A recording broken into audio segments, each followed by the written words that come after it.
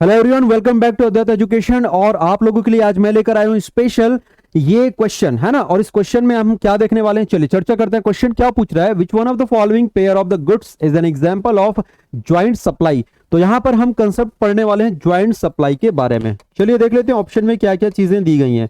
Option यहां पर दिया गया है, option number 1 coffee and T, चाय और कॉफी। ऑप्शन नंबर बी दिया है इंक एंड पेन, स्याही और पेन। ऑप्शन नंबर सी दिया है यहां पर टूथब्रश एंड पेस्ट, यानी कि आप जो करते हैं सुबह सुबह। और उसके बाद है वुल एंड मटन, ऊन और मटन। तो आप लोगों को सोचना है, वीडियो को जरा पॉज करिएगा और सोचिए कि इसमें से ज्वाइंट सप्लाई का जो एग्जाम्पल है, यानी कि संयुक्त माल आपूर्ति का जो उदाहरण है, वो कौन सा हो सकता है। ठीक है, वीडियो को पॉज करिए, अब सोचिए कितने बच्चों ने सही जवाब दिया, जरा देखते हैं। चलिए समझने की कोशिश करते हैं। चाय और कॉफी, एक चीज मुझे बताओ, जो बंदा यदि यदि आपने किसी को चाय सप्लाई किया और एट ए टाइम आपने उसको बोला कॉफी भी ऑफर किया, क्या दोनों एक साथ पीने की कोशिश करेगा?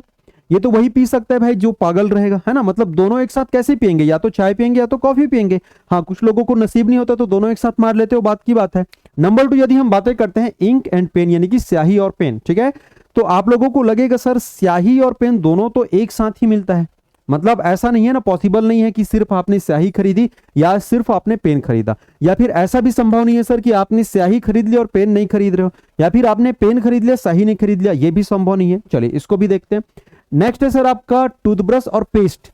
अब ये किस प्रकार का सप्लाई है, दिस इज डिफरेंट, अभी मैं बताने वाला हूं। ठीक है, मतलब आपने टूथब्रश खरीदा है तो पेस्ट तो चाहिए चाहिए, है कि नहीं। या फिर सर आपने पेस्ट खरीदा है तो उसके लिए ब्रश चाहिए चाहिए।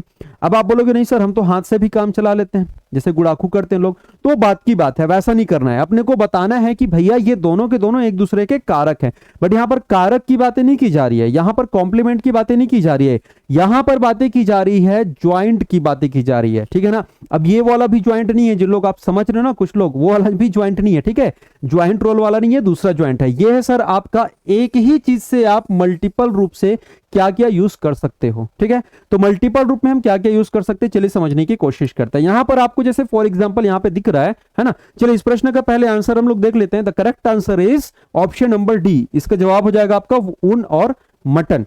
अब देखो आपको एक चीज तो क्लियर हो गया होगा कि सर ऊन और जो मटन है वो एक ही स्पीसीज से, यानी कि एक ही प्रजाति को जीव है, वहां से आपको प्राप्त हो रहा है। किन से मिल रहा है सर, ये किससे मिलता है, शिप से मिलता है, ऑफ कोर्स भेड़ से मिलता है।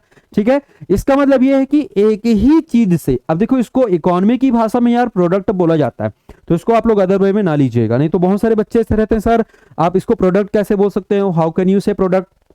इकोनॉमी की भाषा में तो यार ऑफिसर को भी लेबर बोला जाता है ना। तो ये आप इसको टेंशन लेने की नीड नहीं है, यहां पर हम हर चीज को प्रोडक्ट बोलते हैं। इवन इंसान को भी तो प्रोडक्ट बोला जाता है ना। एचआर जो वर्ड यूज करते हैं, ह्यूमन रिसोर्स, तो रिसोर्स मतलब क्या होता है, कहीं ना कहीं आपका प्रोडक्ट होता है। ठीक है, तो यहां पर जो शिप की जो बातें की जा रही है, भेड़ की जो बातें की जा रही है, उसको एज ए प्रोडक्ट यूज किया गया है।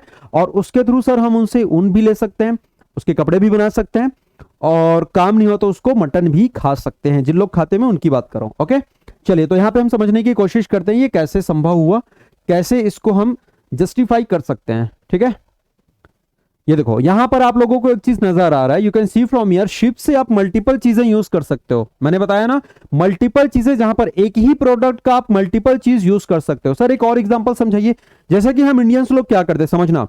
सबसे पहले सर हम लोग नया कपड़ा खरीदते हैं, मार्केट में जाते हैं, बढ़िया सा अभी दिवाली वगैरह आते हैं, मार्केट में जाके नया कपड़ा खरीदते हैं। नया कपड़ा खरीदे हमने, नए कपड़े को कब पहनेंगे, हम लोग पार्टी वगैरह में पहनते हैं। थोड़ा सा पुराना हो जाएगा फिर उसको घर में पहनते हैं, थोड़ा सा और पुराना हो जाएगा फिर सोने के टाइम पहनते हैं, थोड़ा सा और पुराना हो जाएगा फिर क्या करते हैं उसको तकिया बना देते हैं, थोड़ा सा और पुराना हो जाएगा फिर पोछा बना देते हैं। मतलब अपन क्या करते हैं उसको मल्टीपल यूज करते हैं। ठीक है, तो उसी चीज को बोला जाता है यहाँ पर ज्वाइंट सप्लाई। एक ही चीज का आप कैसे अलग अलग रूप से उपयोग कर सकते हो, लाइक यहाँ पर वूल के रूप में, मीट के रूप में, स्किन के रूप में। सर कंपोजिट सप्लाई क्या होता है, composite is different. Composite supply वो होता है कि बहुत सारे सोर्सेस से आप एक ही चीज प्राप्त कर रहे हो, ये जस्ट उल्टा होता है। यहां पर क्या हो रहा था, एक ही चीज से आप बहुत सारे मल्टीपल सोर्सेस प्राप्त कर रहे थे, एक ही चीज से। शिप से आपने ये भी लिया, ये भी लिया, ये भी लिया। अब light is the example of composite supply. कैसे सर समझना, लाइट को आप गैस से भी कर सकते हो। गैस से कैसे, जैसे कि आपके घरों में क्या होता है सर, पेट्रोमैक्स आपने सुना होगा, है ना। पहले जमाने में भी बहुत ज्यादा यूज किया करते थे, वाली जो लाइट आती थी ना, ऐसे अंडे टाइप से दिखती थी, ऐसे हवा भरते थे उसमें, फिर वो लाइट जल जाता था। वो nothing but this is gas. Electricity आप सभी को पता है, इलेक्ट्रिसिटी से लाइट मिलता ही मिलता है।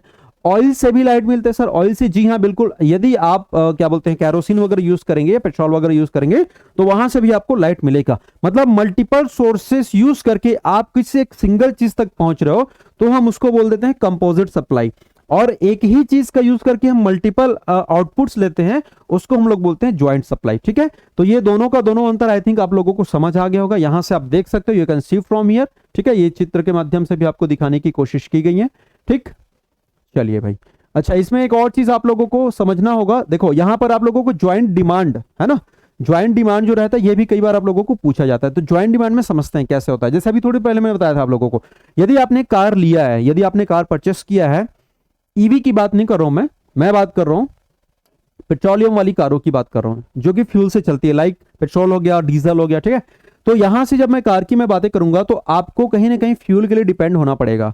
ये नहीं है ना कि शक्तिमान नहीं हो आपकी, बस कार उठाए बढ़िया सा निकल लिए चले हो गए। ठीक है, आपको कार चलाने के लिए फ्यूल की नीड होगी। नंबर 2, यदि हम यहां पर बातें करते हैं सर प्रिंटर और इंक की हम बातें करते हैं, या फिर पेपर की हम बातें करते हैं। आपने प्रिंटर मशीन खरीद लिया, प्रिंटर मशीन यदि आपने खरीदा है और यदि आपने पेपर नहीं खरीदा है, तो जादू से तो हो नहीं जाएगा। प्रिंट करने के लिए आपको दो चीजों की आवश्यकता पड़ेगी, एक इंक की जरूरत पड़ेगी और एक पेपर की जरूरत पड़ेगी। यानी प्रिंटर की मतलब प्रिंटर यदि आपने लिया है तो इंक और पेपर दोनों की नीड आपको होगी ही होगी। नेक्स्ट, यदि मैं बातें करता हूं यहां पर रेजर एंड ब्लेड की मैं बातें करता हूं। हालांकि आजकल अब जिलेट का रूप आ गया है, जिसमें से उसमें भी नया रेजर आप डाल सकते हो। हालांकि उसका जो रेजर रहता है वो डिफरेंट होता है, बट अभी भी आप लोग चले जाइए बार्बर्स की दुकान में, नाई की दुकान में, तो आपको कॉमन वही वाला जो ब्लेड रहता है ना, वो देखने को मिलेगा। तो ये दोनों एक दूसरे के क्या है, कंपोनेंट्स, मतलब एक दूसरे के पूरक हैं। एक नहीं रहने से दूसरा कोई यूज नहीं होने वाला। ठीक है, तो इसको हम लोग ज्वाइंट डिमांड बोलेंगे, ज्वाइंट सप्लाई नहीं बोलेंगे। तो मेरे ख्याल से दोनों का अंतर आई थिंक आप लोगों को समझ आ गया होगा।